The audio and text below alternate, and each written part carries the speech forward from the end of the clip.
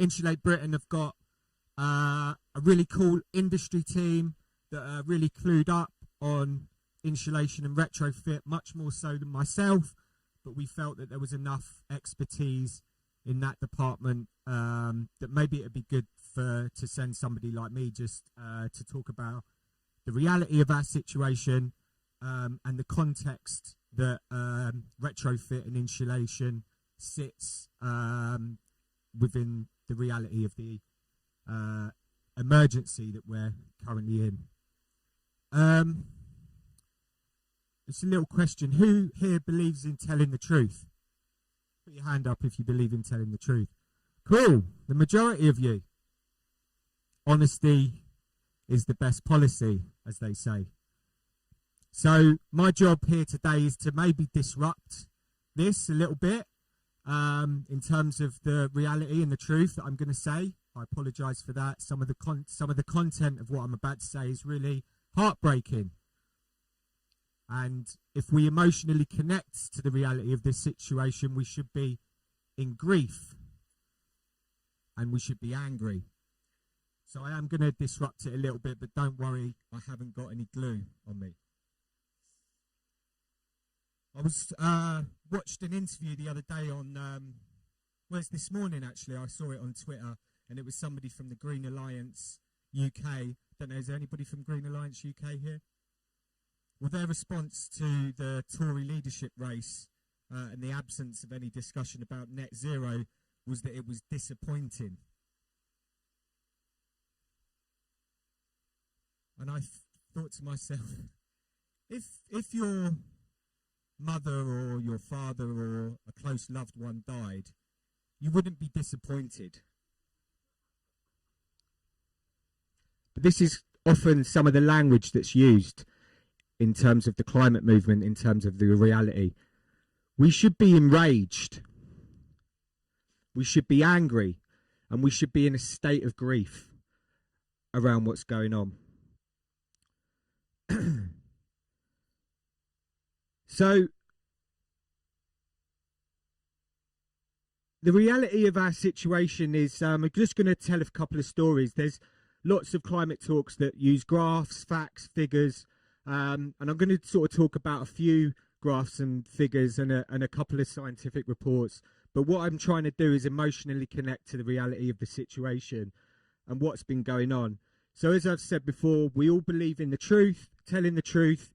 But unfortunately, the truth is that we've been lied to for many, many years about the reality of our situation, to the extent that even people that are engaged in organisations that are meant to protect us, for instance, COP and the Paris Agreement, there's people that are engaged within that process that are fundamentally and systematically lying to us.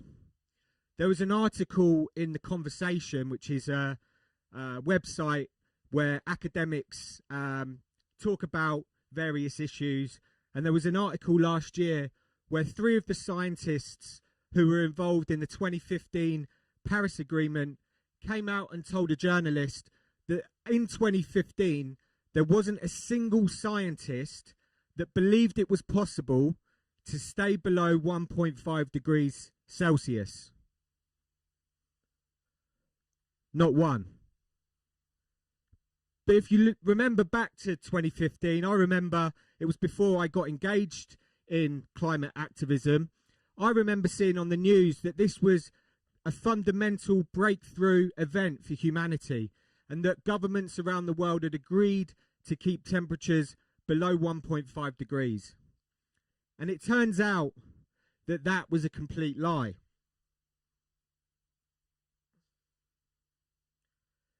We, some people in Insulate Britain got in touch with those scientists, or one of them, and we sort of asked them, like, how did this happen? How did no scientists who were involved in the 2015 Paris Agreement believe and not say anything? Why did nobody sort of come out and whistleblow about the seriousness of the situation and the fact that nobody believed that it was possible? And they said that they didn't want to rock the boat. They didn't want to rock the boat. We're talking about billions of people suffering unimaginable, horrific consequences. And we've got people in the establishment who can't tell the truth because they don't want to rock the boat.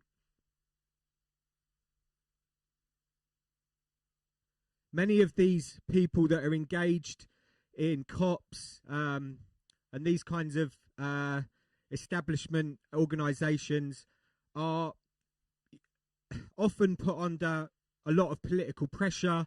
If you look at the IPCC reports, they're consistently conservative in their evaluations in terms of what we're seeing in the real world. They're consistently under-evaluating the risk that we actually face. You can look at the graphs and check it out. They're consistently conservative.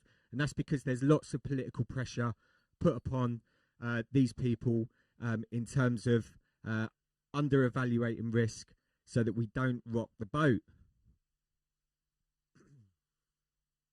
So sometimes we need to look at various other sources, various other people, in order to get a better evaluation of what our reality is. And sometimes it's better to not look at people that are required to say things to keep their jobs. And, you know, they're middle class people that, you know, that rely on income jobs. You know, they've got things to protect. So we can look at somebody who maybe hasn't got a lot to lose, but is also quite an expert in their field. One of those people is Sir David King. He's the former chief scientific advisor to the British government. And he said this in February 2021. He said, "We need to move rapidly. What we do in the next 3 to 4 years will determine the future of humanity." Will determine the future of humanity. He said that in February 2021. It's now July 2022, so we can change that to the next 2 to 3 years. What does he mean? What does determining the future of humanity mean? Well, he's still a bit of an establishment figure, Sir David. So he won't actually tell you what determining the future of humanity means. He'll use like all kinds of technical euphemisms, but you should check out his work, the Climate Advisory Group, Climate Crisis Advisory Group, CCAG, I believe they're called, and you should check out their work because it's fundamental in terms of understanding what the situation is. But what he means when he's saying determining the future of humanity, again, that billions of people are at risk.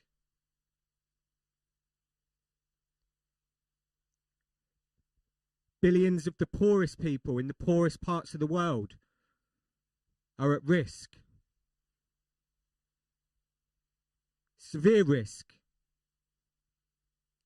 And what we do in the next 2 to 3 years will determine whether those billions of people survive or not. There's a paper. How long have we been going? 10 minutes? Yeah. Give me your call. There's a paper written a year or two ago called The Future of the Human Niche. And basically what that means is where humans can live in various parts of the world. They predicted that the average global temperature, when it rises to 2 degrees C, what that actually means is a rise of 7 degrees C inland, because global average temperatures take into account the sea. And as we all know, human beings don't exist particularly well on the sea. But on land, the temperature average goes up to 7 degrees Celsius.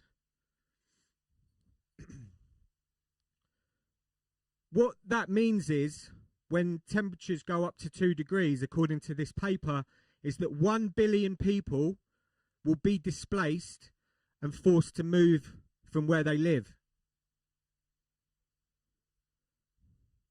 we're looking at that within potentially a decade or two.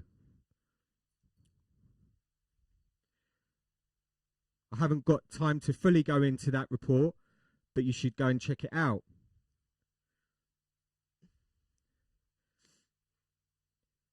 The paper was criticised by some as being doomist and being too much slanted in terms of focusing on worst case scenarios.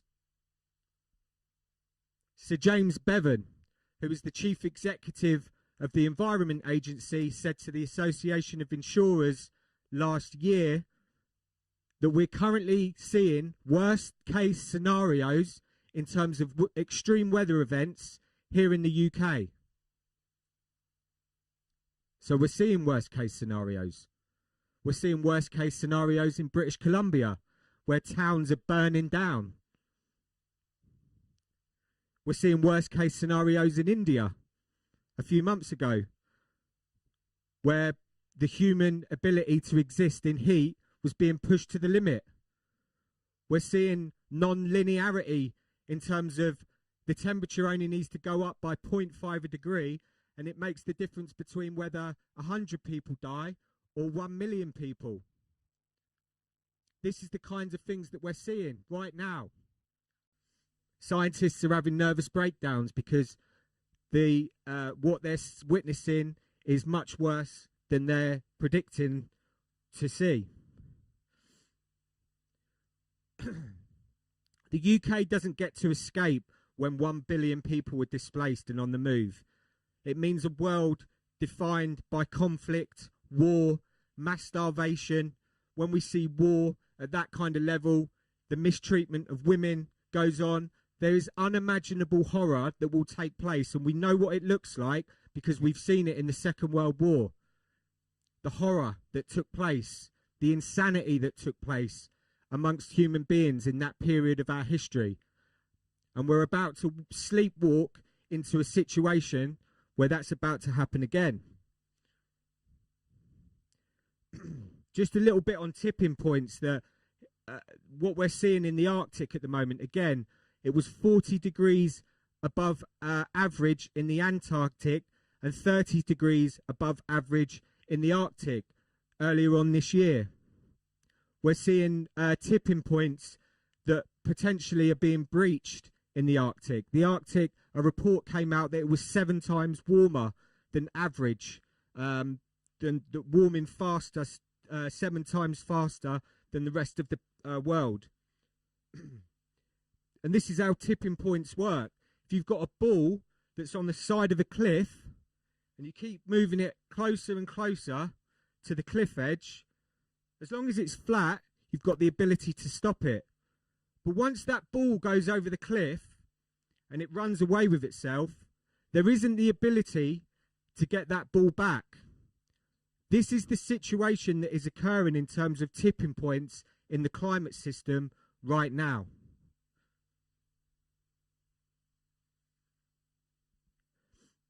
And again, it's really important that we emotionally connect with the seriousness of it and what that means to people that are existing in places like India, Pakistan, Africa, these places where we're already seeing drought and famine in those parts of the world right now as we speak. So 5 minutes. So ultimately, this isn't a scientific problem, though. It's a political one. We're dealing with entrenched power. And Imi said it earlier on, that there was a great quote, that we've got more power than we've been told. And that is fundamentally true. We have an unimaginable amount of power to force change, radical change, the radical change that is required if we believe it to be true. And we come together collectively in order to oppose the entrenched power that is murdering young people that are alive today and murdering the poor in the global south that, as I've said, are going to suffer. We didn't get the right to vote by voting. We didn't just get the weekend. We didn't get the working rights that we enjoy today by magic. We had to struggle for them. Women didn't get the right to vote by voting. They had to struggle for it.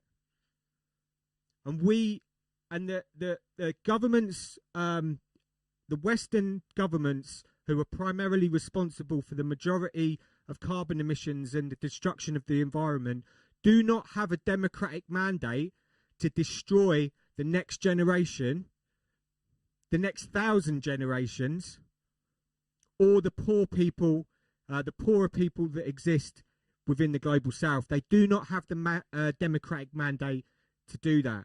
And we're justified in our determination to oppose the criminality that is going on at the highest levels of Western democracies. And of course, we're here in the UK, so primarily that's our, you know, the people that we have to oppose here in the UK.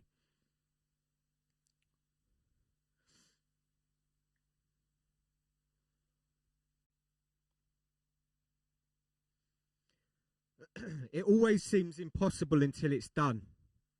Famous quote from Nelson Mandela. And change happens really rapidly. We can see, if anybody that's been noticing Sri Lanka, over, you know, what's going on in Sri Lanka at the moment, in radical revolutionary change within an incredibly short amount of time. It has been brewing, of course, for the last few months in terms of protests and stuff like that, but they've completely, you know, revolutionized that country, and it's how that's worked. It's completely shifted within a very short amount of time. If you'd have asked a Sri Lankan 3 years ago whether what could occur at the moment would have occurred, they probably would have thought that you're mad. But revolutionary change can happen really quickly. We've seen that with you know, with the apartheid, with in Germany, East Germany, how quickly that's shifted. We've seen it in the civil rights movement in America. We've seen it in lots of examples that I haven't got time to go into now. So ultimately, what Insulate Britain now are involved in is the Just Stop Oil campaign. And the current plan is to go to Westminster in October and carry out a peaceful civil resistance campaign that will mean disruption. It will involve potentially, when you're engaged in civil resistance, the state will arrest you.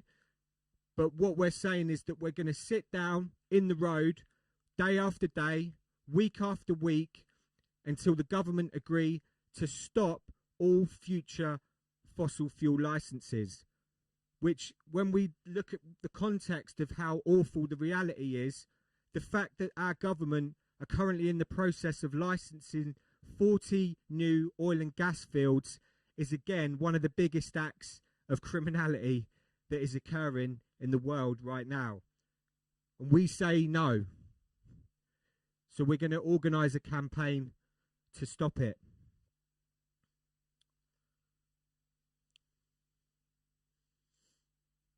Just a little bit on Insulate Britain as well, just to talk about that campaign, is that I think Imi was speaking about it, the scale of the challenge. And when I got involved in Insulate Britain, the numbers were truly mind-boggling. And when we look at the reality that I spoke about in terms of the next 2 to 3 years, the scale of the challenge in terms of decarbonising the 29 million properties that exist is, of course, mind-bending. We need a national programme, a wartime effort in terms of decarbonising the British housing stock. We need a huge amount of investment, and it isn't going to come through individual action. It needs to be a countrywide programme, a national programme where we start to decarbonise homes. And of course, that is a huge challenge. and just to sort of make the point of how civil resistance can be an effective way to create change.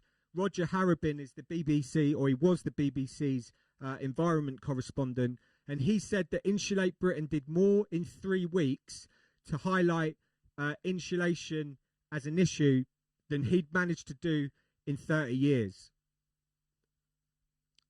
So we know how effective civil resistance can be in terms of forcing radical change. And the reason why it's demonized in the media and by politicians is because of how effective it is. That's why people are demonized, such as Insulate Britain members and supporters, for taking part in the campaign. So I think, I've tried to sort of like rush this talk a little bit, but hopefully I've been able to express a little bit about, why I'm engaged in campaigns such as Insulate Britain and Just Stop Oil. And so I think what I'd just like to say is, as well as like, we need people that are involved in amazing research initiatives, such as finding the best way to retrofit, insulate, and all these kind of amazing things that I'm sure the people here today are involved with. But I'd just like to propose and make the argument that one of the best things people involved in the retrofit and insulation industry could do for that industry is to stop working in it from October and join a campaign of civil resistance in order to create the change required. Because I'm here to tell you that the truth is that unless we can create a radical shift in how we exist as a society, all the work that you're going to be doing will be for nothing, ultimately, because of the reasons that I've spoken about earlier, in terms of the absolute urgency of the situation that we're in. And we need to sort of, as a society, start to emotionally connect to the seriousness of it, so that we can start to take action to stop the criminality that our government is engaged in terms of basically condemning many, many millions and billions of people to suffering that is, quite frankly, unimaginable. But like I said, we've got a plan.